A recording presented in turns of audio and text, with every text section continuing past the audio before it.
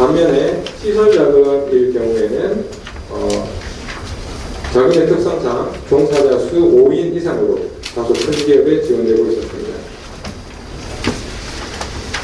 매출액별로 보시면은 앞페이지와 마찬가지로 경영 안정 자금과 시중은행 협력 자금은 매출액이 작은 업체에 지원이 집중되고 있음을 알 수가 있습니다.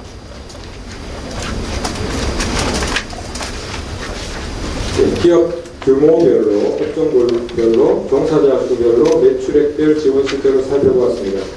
전반적으로 중소기업 육성 자금의 지원 목적에 맞게 잘 지원되고 있음을 알 수가 있었습니다. 다음은 중소기업 육성 자금 성과 분석 결과입니다. 먼저 금융비용 경감 효과에 대한 결과를 말씀드리도록 하겠습니다.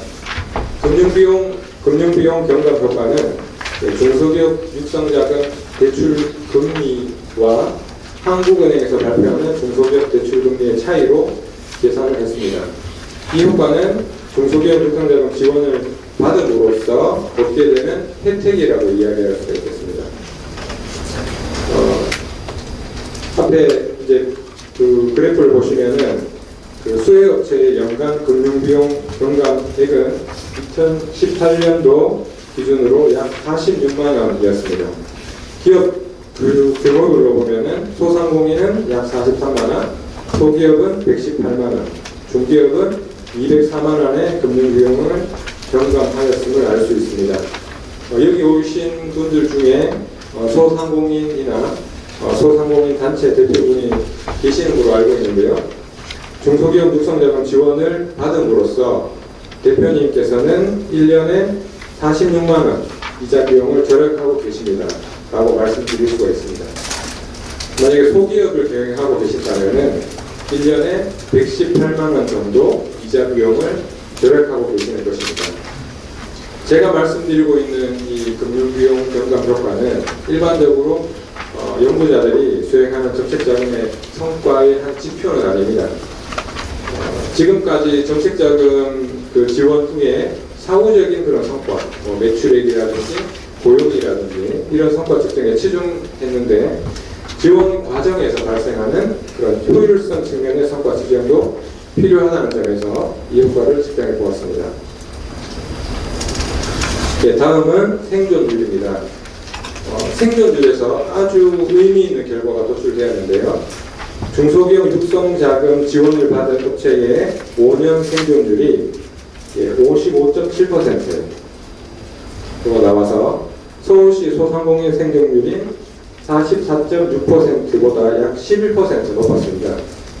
서울시 소재 전체 기업의 생존율이 2017년 기준으로 보면은 29.5%, 전국은 28.5%인 것과 비교하면 상당히 높은 수준임을 알 수가 있습니다. 다시 말해서 중소기업 육성자금 지원을 받아서 기업 경영을 계속적으로 유지하고 있다는 의미고요. 또 사회안전망 구축이라는 정책자금의 본연의 목적에 부합하는 결과라고 볼 수가 있겠습니다. 다음은 매출 증가 효과입니다. 매출 증가 효과는 수혜받기 전후의 차이, 수혜받은 업체가 수혜를 받기 전후의 차이와 수혜를 받은 업체와 수혜를 받지 않은 업체의 차이, 이 두 차이를 측정해서 산출하게 됩니다. 그래서 이중차분법이라는 방법을 사용하게 되는데요. 분석 결과 중소기업 육성자금의 매출 증가 효과는 관측되지 않았습니다. 또 마찬가지로 고용 증가 효과도 그렇게 관측되지는 않았습니다. 동일한 방법으로 측정을 했는데도 불구하고, 하지만 여기서 이제 한 가지 말씀드리고 싶은 것은 앞서 보신 것처럼 생존율이 높았기 때문에 고용을 증가하는 효과는 보이지 않지만 고용을 유지하는 효과는 분명히 존재한다는 사실입니다. 이상에서 살펴본 것을 요약하면 중소기업 육성자금을 받은 업체는 금융비용 경감 효과를 가지고 기업 경영을 지속적으로 유지하고 있지만 매출 증가와 고용 증가로 이어지지 않는다는 그런 것입니다. 그러면은 매출 증가와 고용 증가로 이어질 수 있도록 중소기업 육성자금의 정책 방향을 세워야 하겠습니다. 이를 위해서 몇 가지 방안을 제시하도록 하겠습니다. 예, 발표 자료집에 있는 PPT하고 좀 다르니까요. 앞을 보시면 좋을 것 같습니다. 첫째, 중소기업 육성자금의 지원 대상과 지원 규모를 확대하는 것입니다. 중소기업 육성자금을 이용하는 업체는 2018년 말 기준으로 해서 약 12만 6천 개 정도 됩니다. 이는 서울시 소상공인 71만 명의 약 17.7%에 불과합니다. 지원 대상을 발굴하기 위한 노력으로 더 많은 소상공인이 지원을 받도록 해야 한다는 것입니다.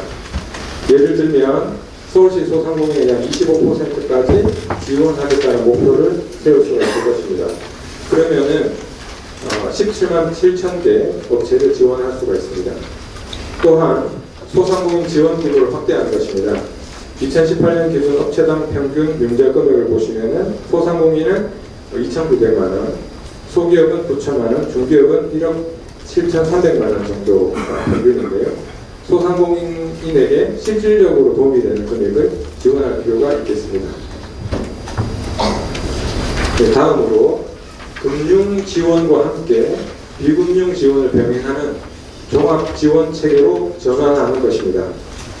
비금융 지원은 창업과 경영 기본 지식을 제공하는 교육과 또 창업 컨설팅, 또 사업장 체험, 기술 습득을 하게 하는 현장 체험, 마케팅, 손익관리 등 기업 경영의 필수적인 요소를 자문하는 자영업 클리닉 등이 있습니다.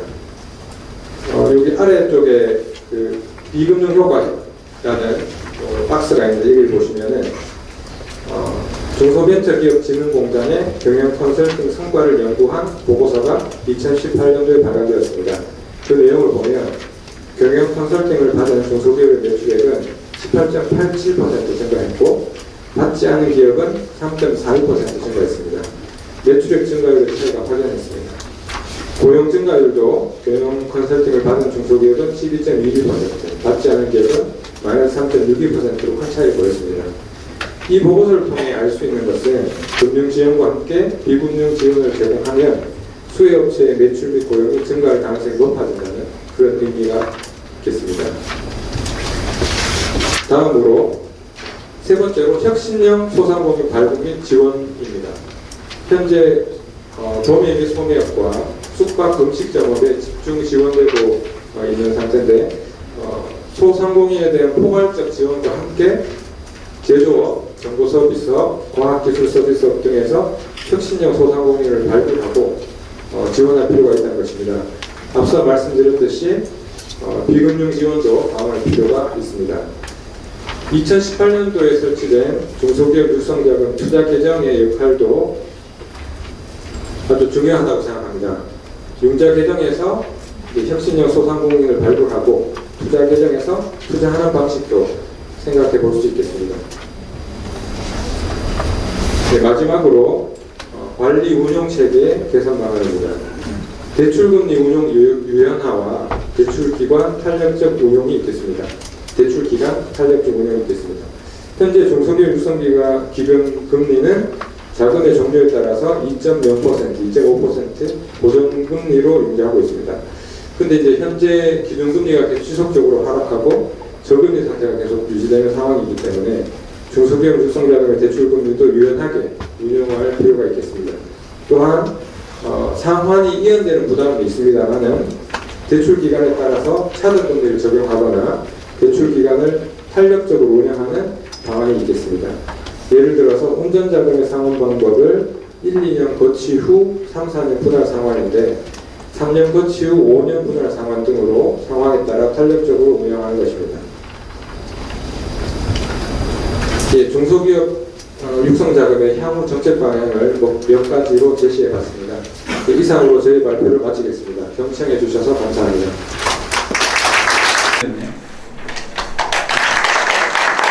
중소기업 연구위원으로 계시는 남윤영 박사님, 소상공인연합회 부장으로 계시는 고광석 부장님, 이제 세 분께서 토론을 해주실 텐데요. 이게 우리가 뭐 학술 발표대회는 아니기 때문에 가능한 어떤 연구의 그 어떤 학술적인 측면보다는 정책의 효과성에 대한 좀 집중해서 토론해 주시면 더 좋지 않을까 이런 생각을 했습니다. 그러면은 제가 이런 권한은 저한테 있는 거죠. 순서는. 그렇죠?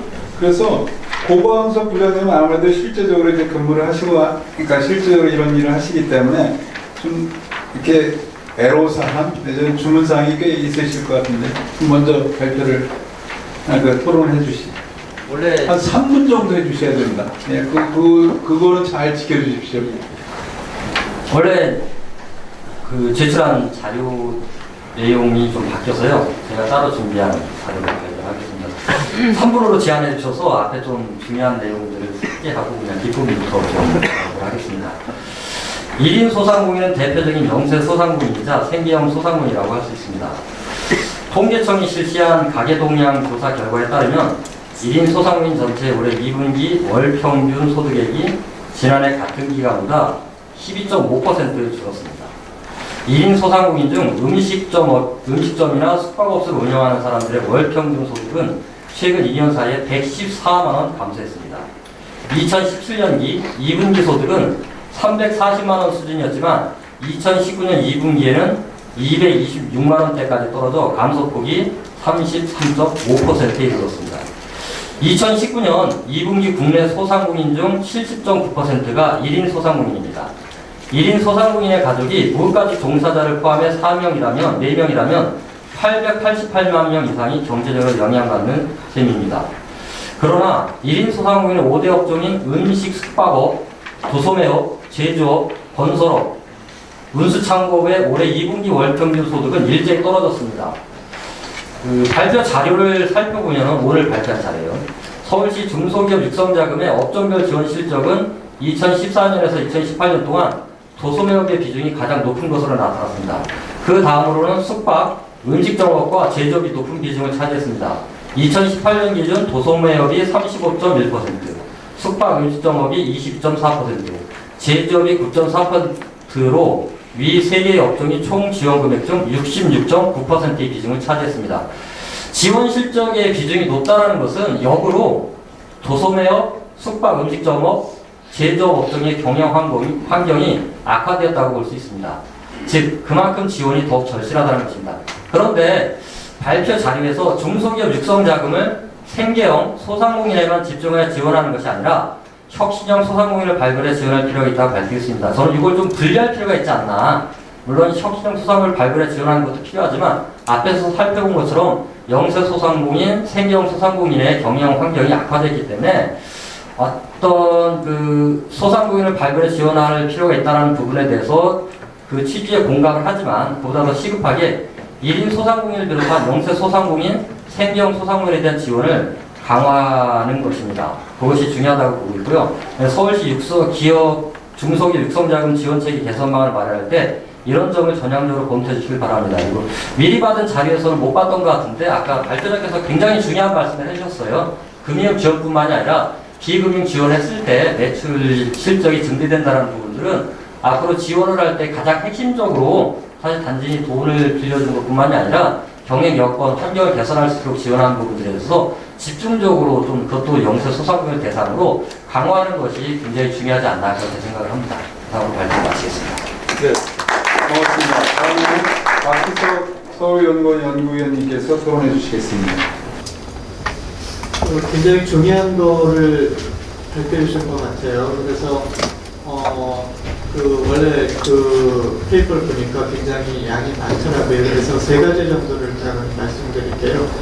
첫 번째는 이제 서울하고 소상공인의 경기를 좀 진단을 확실하게 하고 그 다음에 정책적인 거를 들어가야 될 거를 이렇게 판단해 줍니다.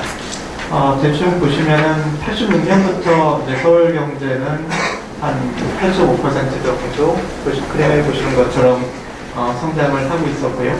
그 다음에 이게 한 반 정도로 떨어집니다. 4.1%.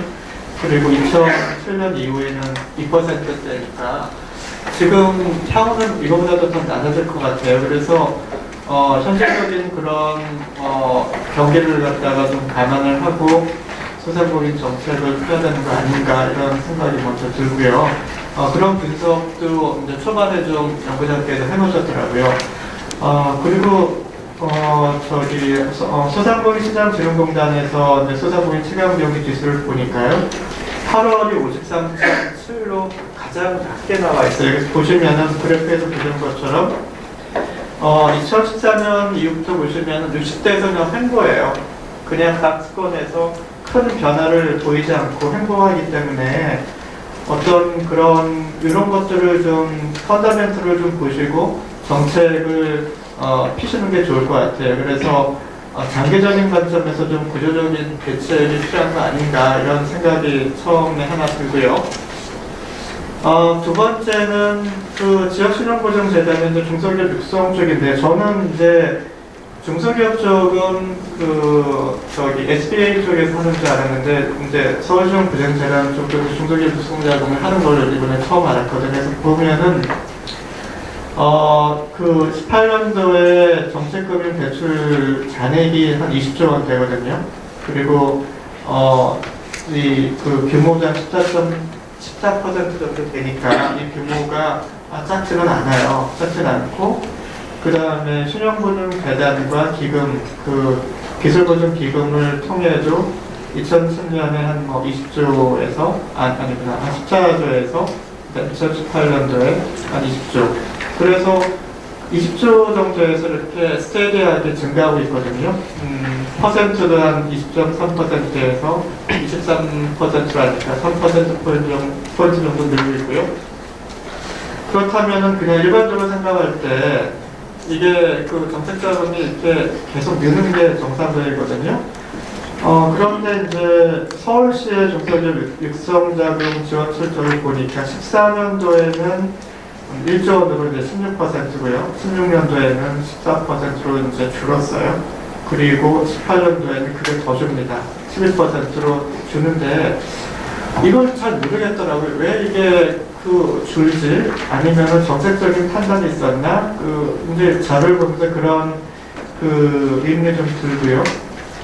중소기업 그 육성 기금 조성 그 규모도 13년도에 한 1.7% 1억 7천만 원 정도에서요. 14년에서 15년도에는 2억 4천만 원 정도 늘었다가 다시 최근에 한 3년은 늘어는 1,000억 정도 줍니다. 그래서 이거는 조금 이 중소기업을 육성하는데 자금 운영하는 계획에서 좀 설계가 필요한 게 아닌가 그런 생각이 좀 듭니다. 어떤 그 장기적인 관점에서 어느 걸 갖다가 지원을 해야 되고 어떻게 해야 되는지 자금 운영 규모를 좀 세울 필요성이 있다 그런 생각이 들고요. 그리고 이제 보신 것처럼 중소기업 육성 자금이 육성 기금하고 신용은행 협력자금 같이 굉장히 돼 있는데 다음 페이지에 돼 있는데 이게 굉장히 복잡하더라고요. 복잡하고 그 안에 어떤 그 조건이 다 좀 틀리더라고요. 그 어떤 금리도 틀리고 그다음 대출하는 그 자격도 틀리고 그래서 이 부분은 좀 아까 제가 말씀드린 재설계하고 관련해서 조금 선택하고 집중을 하시든지 아니면은 그 어떤 그때 이슈라든지 아니면은 신보에서 혁신형 이제 소상공인을 개발하신다고 했으니까 그런 쪽에 포커스를 맞춘다든지 그렇게 해서 좀 매칭이 될 필요가 있다고 그렇게 생각이 듭니다. 나머지는 정책적인 거를 얘기를 해주셨는데요. 그래서 제가 생각하기에는 전반적인 지원 규모는 좀 안정적으로 가져가시는 게 좋을 것 같은 생각이 듭니다. 그래서 그런 생각이 들고요. 그 다음에 성과 점검을 여기서 하셨어요. 하시고 일단 최종 목표가 있을 것 같아요. 그 목표에 맞게 재원 배분이 저는 좀 중요하다고 생각합니다. 그래서 재원 배분을 어떻게 설계를 할 건가 이 부분을 좀 고민하셔야 될 것 같고요. 그리고 신보에서는 그 실용평가 모형을 아마 제안을 하셨던 것 같아요. 그래서 이 부분은 좀 저도 공감합니다. 실용평가 모형을 만들어서 자금을 이제 대출을 할 때 좀 효율적으로 하는 게 필요한 게 아닌가 그런 생각이 들고요.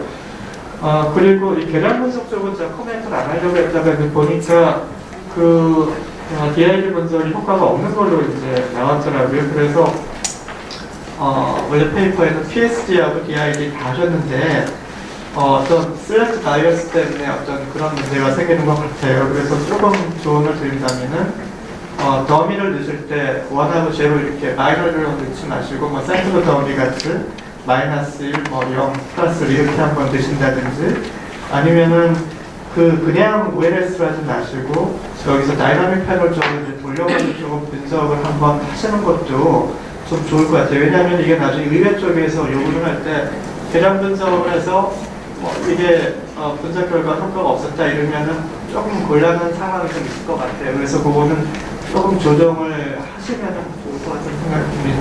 감사합니다. 이해 생략할 테니까 알아서 하십시오.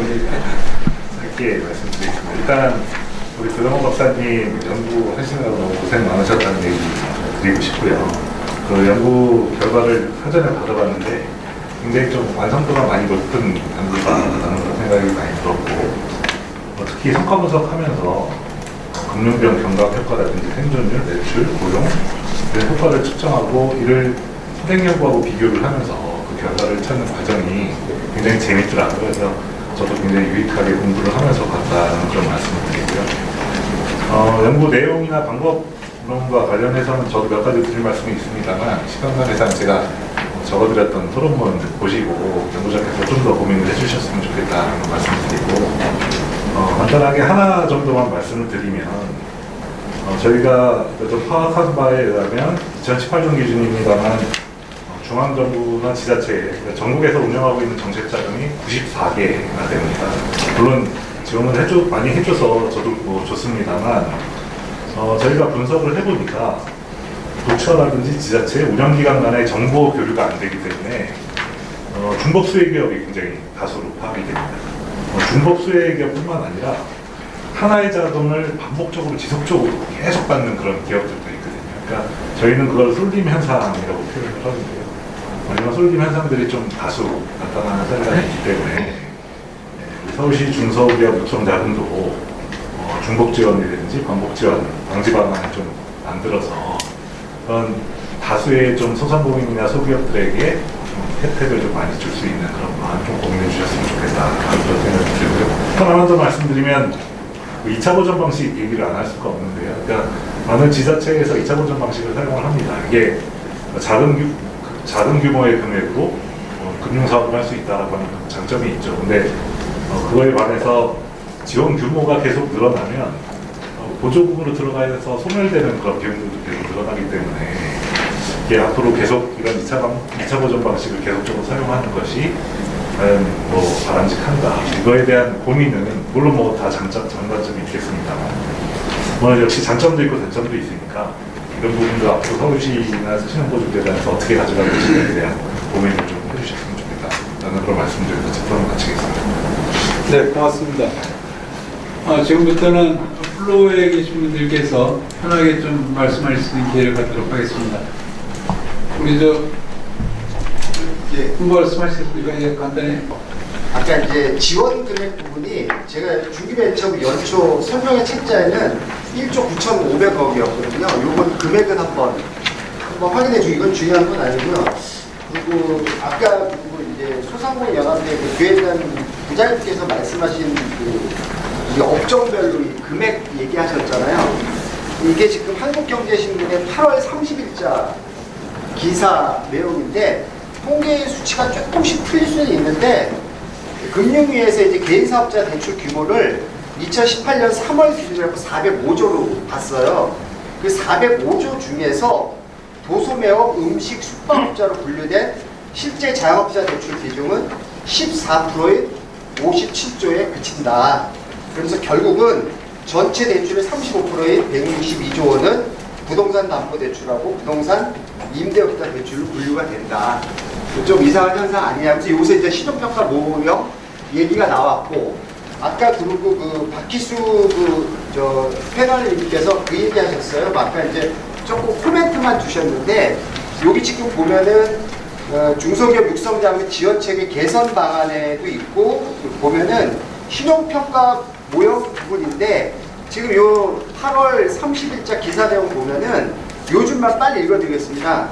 카드사들이 소득을 증명하기 어려운 자영업자들이 좀 더 낮은 금리로 대출받을 수 있도록 돕고 있다. 일종의 자영업자 신용평가 사업이다. 그래갖고 이건 지금 이제 구축 중에 있나 봐요. 그래갖고 요거랑 같이 접목돼갖고 나중에는 좀 신용평가 모형 구축 관련해갖고 한번 연구 과제 나왔으면 좋겠고, 그리고 마지막이요. 제가 그 소상공인 창업지원센터 우리은행 종로센터에 근무하면서 상담의 99.99%는 다 대출 상담입니다. 그러면은 지금 교수님부터 여기 저 이사장님 한번 생각해 보시죠. 주변에 가족이 야 인터넷 보니까 서울신용보증재단 보니까 창업대출 해준대. 다 와요. 그러면 전 고객님한테 첫 번째 하는 얘기가 뭐냐면은 사업자 등록증 내기 전 대출 절대 안 됩니다. 제도권 내에서 절대 있을 수 없습니다. 현실은 임차보증금 몇억, 5천 내야 됩니다. 직기구입비 있어야 돼요. 근데 이 사업자 등록증 내고 난 다음에 물론 또 영업실적도 있어야 되지만 너무 이게 현실 괴리감이 있는 거예요. 그 사람들은 받을 수가 없어요. 결국은 이금융으로 가던가 어디서 뭐 사채를 쓰던가 이렇게 돼야 돼요. 그래서 제가 말씀드리고자 하는 건 또 뭐냐면은 우리 서민금융진흥원에 보면은 창업대출이라는 게 있어요. 근데 그 친구들은 어떻게 하냐면은 자기 자금이 총 자기가 사업을 구상했을 때 수요자금이 1억이 든다. 그럼 자기가 50% 이상의 자기 자금이 있어야 돼요. 그 중에서 임차보증금 범위 내에서 최고 7천만 원까지 대출했는데, 그래서 내가 질문했어요. 그럼 여기도 사업자 등록증 나오게 되는 거 아니야? 아니다. 임대차 계약서만 갖고 오면은 나중에 사업자 등록증은 보완해주겠다. 이렇게 얘기를 하더라고요. 제가 말씀드린 건 뭐냐면은 요 본 과제하고 조금 어긋날 수도 있지만은 실제 필드나 현장에서는 이것도 굉장히 간단한 문제는 아닙니다. 뭐 개인 사업자 아니면 개인 뭐 여러 가지 은행에서 하는 고객 부분도 있을 수 있는데 충분히 보완만 한다면은 인테리어 직기 구입비 나중에 사업자 등록증 보완한다면 충분히 할 수 있는데, 제일 안타까운 거는 오시는 분들마다 첫 서두는 사업자 등록증 나오고 나야 됩니다. 임차보증금 알아서 구하세요. 직기 구입비 알아서 하세요. 기타 등등입니다. 이상입니다. 네, 고맙습니다. 우리 그 필드에서 계시니까 정말 디테일한 문제에 대한 지적을 잘 해주시고 하여튼간 우리 지역신고차원에서도 많은 고민을 좀 하셔야 될 것 같습니다. 혹시 다른 거 좀 한 말씀 꼭 하고 싶은 말씀 없으십니까? 뭐 시간이 가니까 다들 이제 눈치 보시려고 말씀 안 하시는 것 같은데 그냥 나중에 토론할 기회도 또 있거든요. 한 30초 정도 돼 있으니까 하시고 싶은 말씀 있으면 말씀하시죠. 토론 감사드리고요. 한 가지만 말씀드리면은 이제 여러 소상공인들이 지금 아주 어려움에 처해 있고 또 아주 위급한 그런 상황임은 우리 모두 다 알고 있습니다. 그래서 무엇보다 중요한 것은 중소기업 유통자금의 먼저 양을 먼저 늘려야 되겠다 하는 게 저희 주장이었고, 그 이후에 그 파일을 어떻게 나눌 것인가에 대한 세부적인 그런 논의들과 그리고 또 그런 고민들이 있어야 되겠다 하는 게 아주 중요하다고 그렇게 생각합니다. 이상입니다. 네, 고맙습니다. 그러면 이것으로 그 2부 발표를 마치도록 하겠습니다. 우리 발표자님과 토론자님께 큰 박수로 감사드리겠습니다. 다음은 주제 3인데요. 그 서울사람 상품권 도입 방안이라는 제목으로 그 발표를 해주셨습니다. 정책과 관련된 분야를 얘기하는 것 같고요. 그런 맥락이 같은데 어떻게 보면 그런 부분들을 조금 어떻게 이런 돈들을 그 사이에 돌릴 수 있을까라고 하는 그런 고민 속에서 이 상품권이라고 하는 이야기가 나올 수 있을 것 같습니다. 이 아래쪽에 보시면 광역인 경기도도 경기지역 화폐가 있고요. 인천에도 이제 인천 이음이라고 하는 부분들이 있고, 그다음에 강원도도 강원 상품권이라고 하는 것이 있습니다. 서울을 둘러싸고 있는 세계 대표적인 광역 지자체들이 이제 실제 광역 상품권을 도입하고 있고요. 여기 이제 퍼센트라고 하는 것은 이것을 촉진하기 위한 목표의 한정기라고 보시면 될 것 같습니다.